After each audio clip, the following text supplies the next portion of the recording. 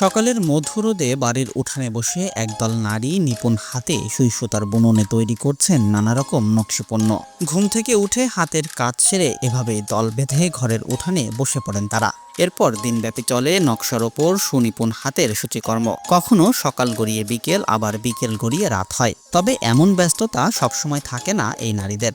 আসন্ন ঈদুল ফিতরকে কেন্দ্র করে এখন ব্যস্ত সময় পার করছেন যশোরের প্রায় ৩০,০০০ সূচিশিল্পী। তাদেরই একজন যশোর সদর উপজেলার রামকৃষ্ণপুর গ্রামের ফুলমতি। বিগত এক যুগ ধরে এই সূচিশিল্পের সাথে তিনি সম্পৃক্ত। তার হাতে তৈরি নকশি পণ্য দেশের গণ্ডি পেরিয়ে পৌঁছে গেছে বিদেশে। ফুলমতি জানান, অভাবের সংসারে স্বামীর পাশাপাশি হাল ধরতে এই কাজকে বেছে নিয়েছেন তিনি।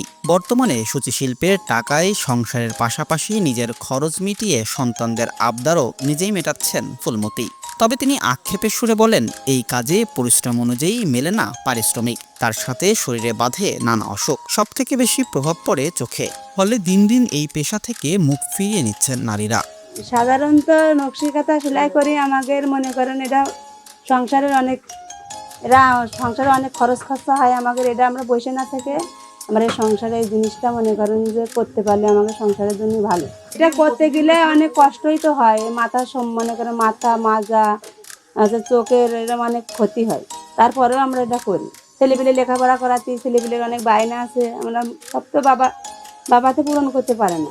ঈদের জন্য আমরা মনে করি নকশি কাঁথাটা একটু এর ভিতরে মানে মনটা বেশি দিই, সেলাইটা বেশি করি, যাতে সহজে আমরা খরচের জন্য টাকাটা পাই। সেজন্য এইটার পরে আমাদের কাজের চাপ বেশি, বুঝতে পেরেছি।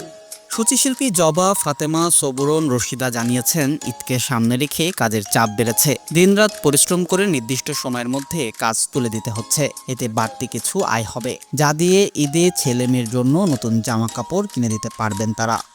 ঈদের সময় দেখা যাচ্ছে যে নিজের একটা শাড়ি কিনতে পারি, বাচ্চাদের কাপড় চোপড় কিনতে পারি, অনেক সময় ভালো মন্দ খাওয়াতে পারি, গোশ মাছ কিনে খাওয়াতে পারি। এটা স্বামীর সংসারের প্রতি আমাদের একটু দায়িত্ব আছে। তারাও কিছু ইনকাম করে, আমরাও দেশে কিছু সংসারে দিয়ে খরচ দিই, তাহলে উভয় পক্ষে দুজনেই সংসারটা ভালোভাবে চলে। অন্য সময় থেকে এই সময় একটু বেশি চাপ হয় ঈদের সময়, তো এই জন্য একটু ব্যস্ততাও বেশি হয় যে ঈদে যে টাকা পাবো, আমাদের কেনাকাটা হবে, বাচ্চাদের খরচ চালানো হবে, এই জন্য এই সময় একটু ব্যস্ততা বেশি হয়, চাপও বেশি হয়। ঈদে খরচ করতে পারি, এই জন্যই মানে অন্য সময় এখন একটু বেশি কষ্ট করতেছি। রাত রাত জাগেও হয়তো সেলাই করি যে যাতে হয়ে যায়, টাকা পাই।